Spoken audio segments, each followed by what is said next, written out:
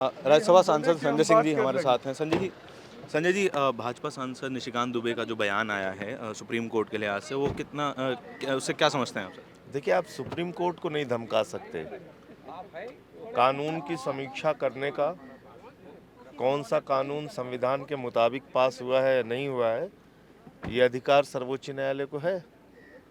और अगर उन्होंने 3 बिंदुओं पे अंतरिम आदेश दिया है तो उसको हम सबको मानना चाहिए। तो भाजपा ने तो पल्ला ऐसा झाड़ नहीं लिया हो है सकता बयान से। कि जो फैसला आपके फेवर में है उस पे आप नाचेंगे, और जो फैसला आपके खिलाफ है तो आप सुप्रीम कोर्ट को धमकाएंगे। आप कहेंगे गृह युद्ध हो जाएगा। कहाँ गृह युद्ध हो रहा है हिंदुस्तान में? भारतीय जनता पार्टी स्वयं इस देश में नफरत फैलाने के लिए जिम्मेदार पार्टी है। दंगे हों, फसाद हों, नफरत फैलाने का काम हो, सबसे नंबर 1 पे बीजेपी रहती है। तो इसलिए गृह युद्ध और नफरत वाली पार्टी तो बीजेपी है।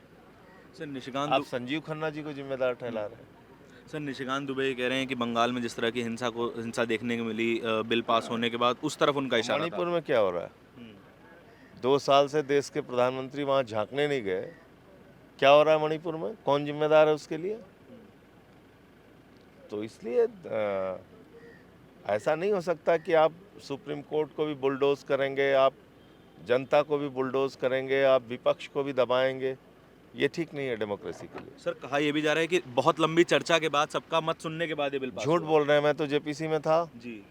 जो हम लोगों के महत्वपूर्ण सुझाव थे, एक भी नहीं माने गए। आपने जो सुझाव कोई हमने नहीं माना जितने गया। भी हम तो रिटर्न दिए हुए हैं, हम्म। उनकी रिपोर्ट में देख लीजिए हमारे जो सुझाव थे। Thank you.